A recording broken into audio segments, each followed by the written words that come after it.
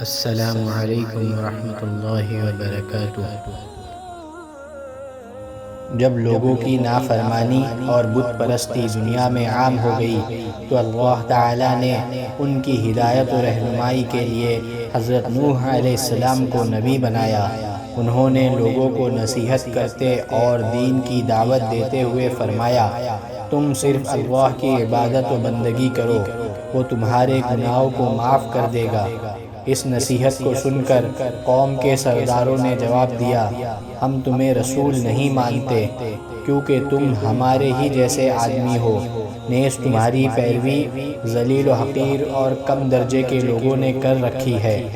حضرت نوح علیہ السلام نے فرمایا، اللہ تعالیٰ کے یہاں سعادت و نیک بختی کا دار و مدار دولت پر نہیں بلکہ اللہ کی رضامندی اور اخلاص نیت پر ہے۔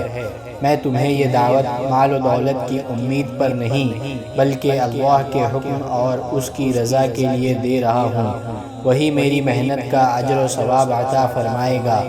غرض حضرت نوح علیہ السلام دن رات انفرادی و اجتماعی اور خصوصی و عمومی طور پر ایک طویل عرصے تک قوم کو شرک و کفر اور اللہ تعالیٰ کی نافرمانی سے ڈراتے رہے، مگر وہ باز تو کیا آتے بلکہ الٹا عذاب الہی کا مطالبہ کرنے لگے۔